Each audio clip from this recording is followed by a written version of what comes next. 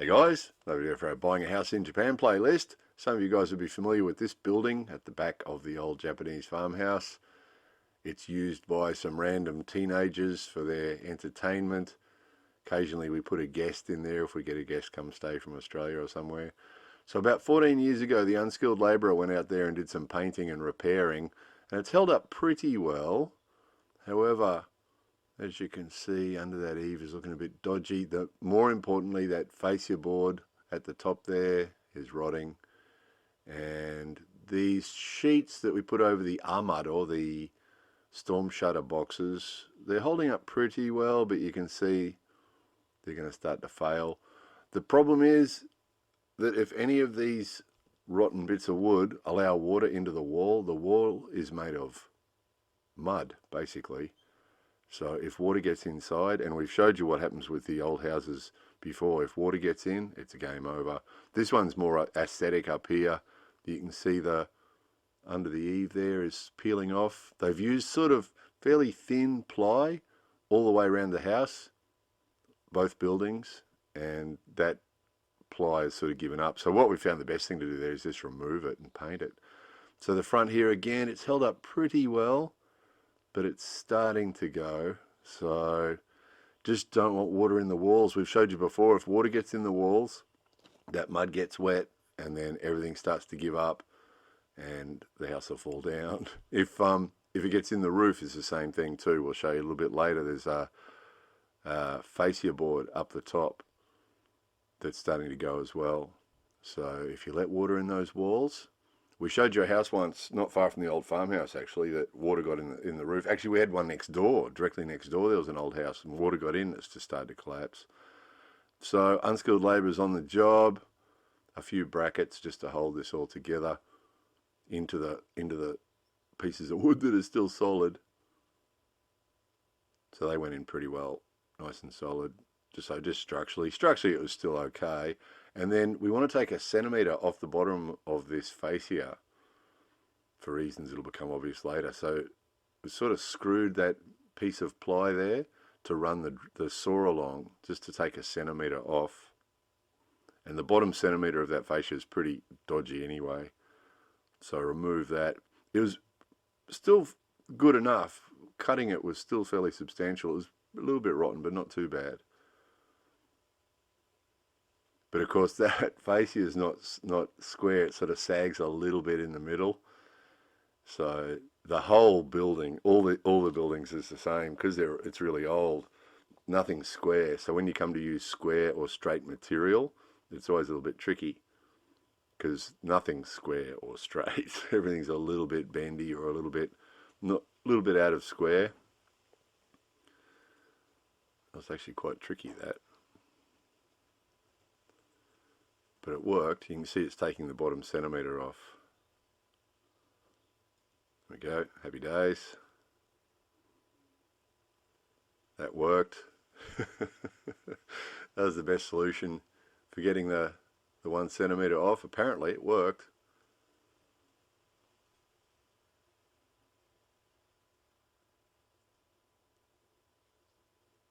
So this is what's going to go there. We've used this elsewhere in the house. It's really good. So specially made material, especially for the job.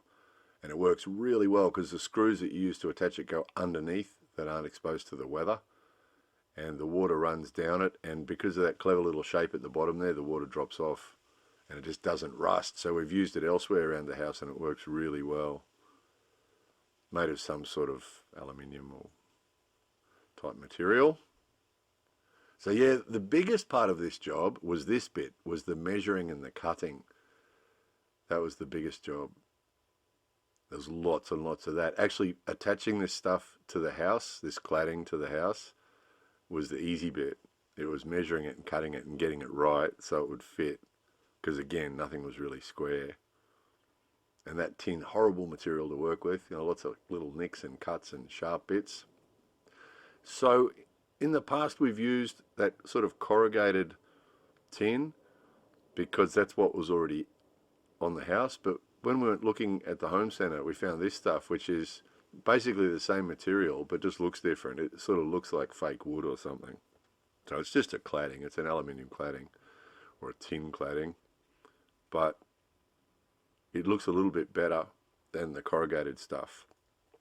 As the Unskilled wife said, "Oh, chalet," she said when she saw it, which is sort of means nice or slightly elegant or something. She quite liked it. So, but from a practical point of view, it's the gear, because whether we use that or the corrugated tin doesn't matter.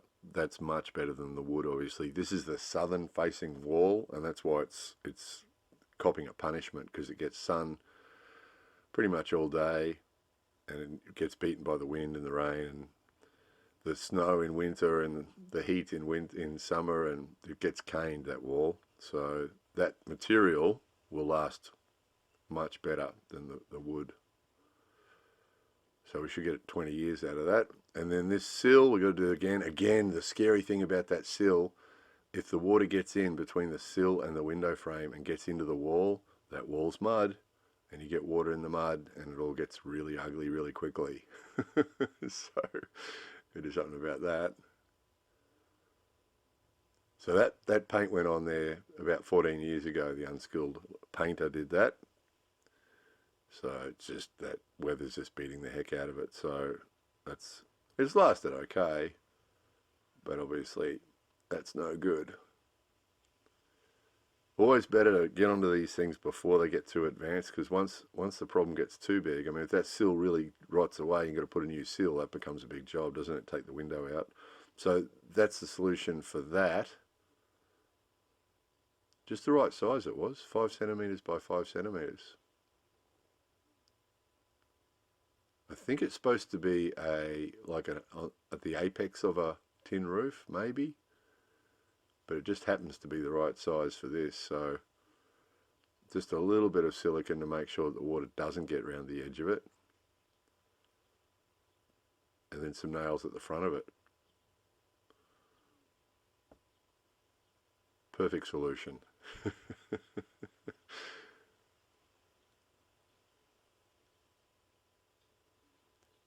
So the whole project, everything that you're seeing, the whole project, the materials cost Niman Gorsen, so it's about $250.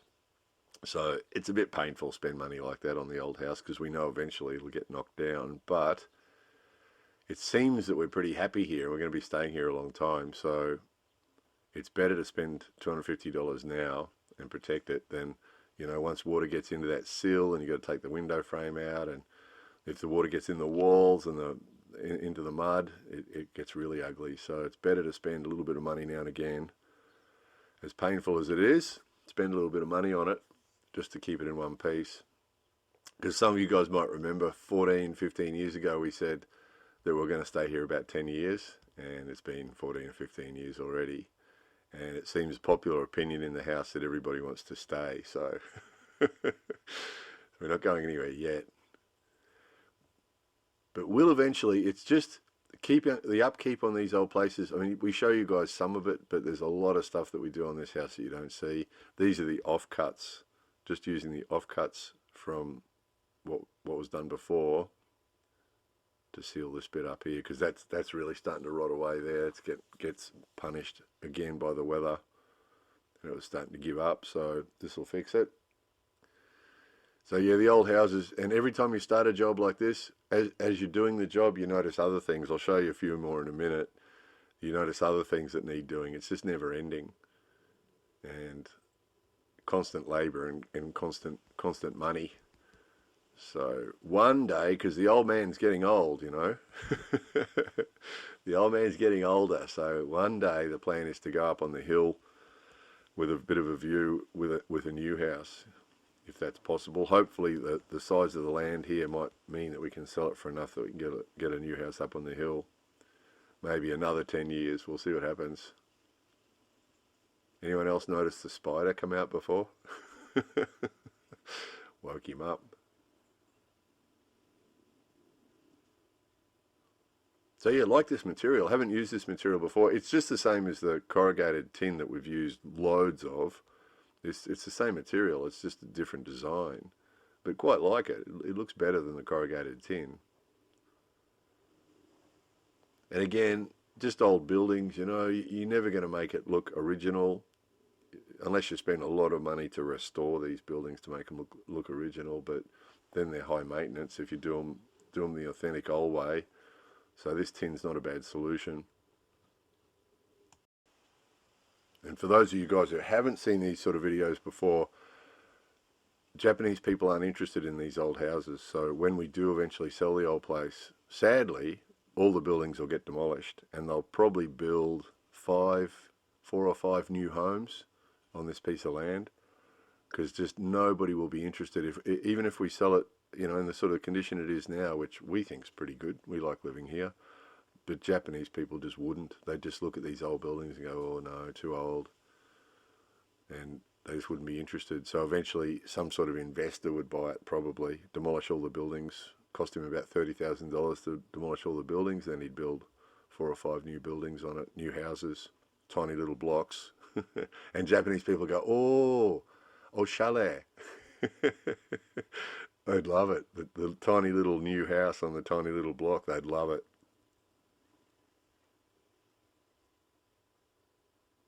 So yeah, I like that material. It's pretty good. Not much fun to cut up. It's horrible to cut. Try and cut it nice and neatly with the tin snips. Sharp corners and all sorts of nasty bits. But once it goes on well.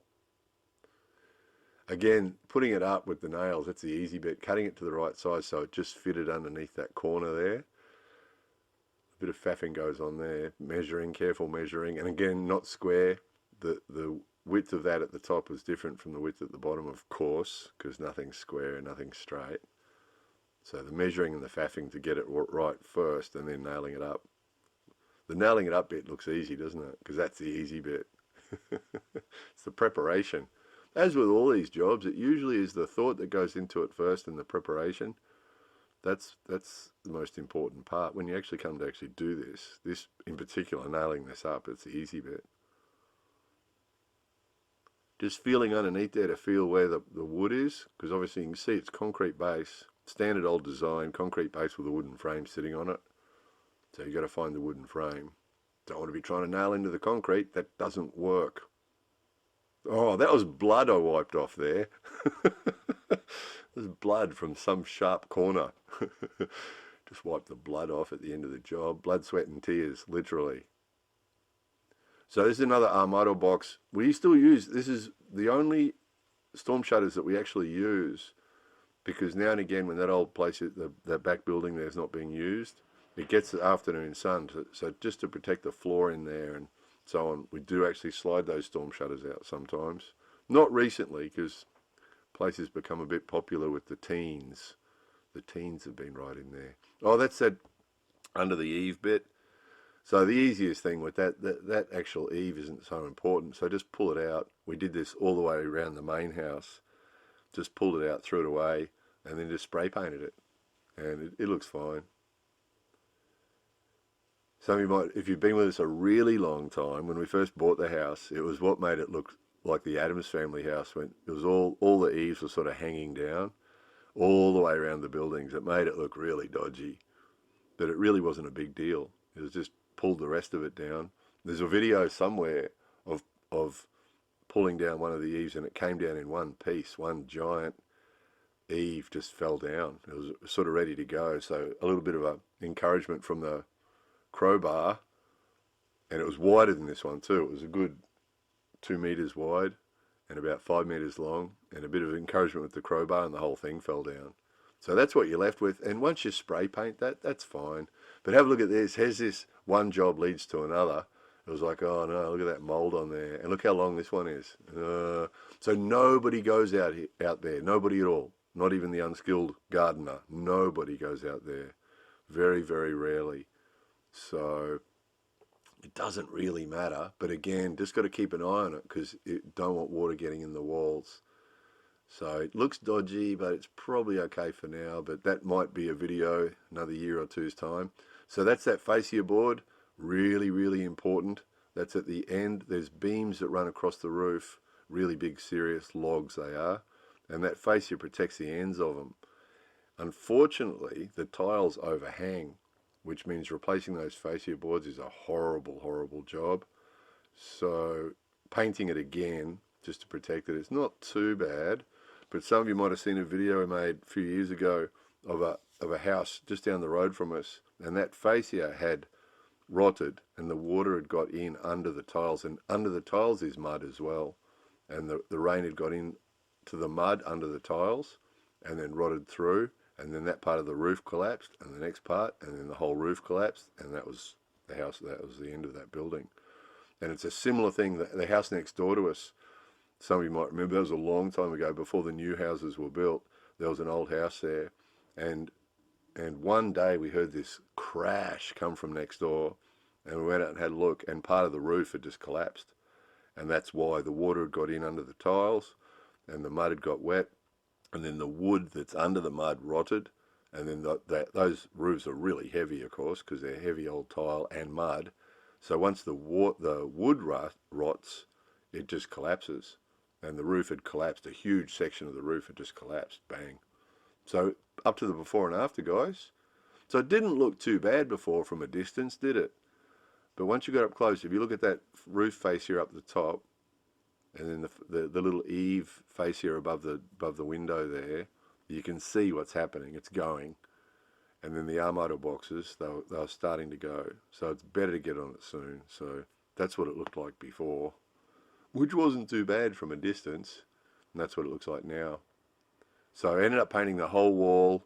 It's easy to do with the spray gun, and didn't use, just used a couple litres of paint. Boom, boom, boom. Did the wall, did the fascia. Got all that aluminium in all over the place now. So that'll last. We'll probably get 20 years out of that. That'll probably last longer than the building will. 10 years from now, they'll probably pull all that down and throw it in a truck. But for the next 10 years, that should be pretty good. So those two walls will be okay. Got to move on to another one now. It never ends. It really never ends. If you're going to buy one of these old Japanese houses, you better enjoy renovating and repairing, because that's what you do every day. Anyway, that's enough of that. More videos coming soon.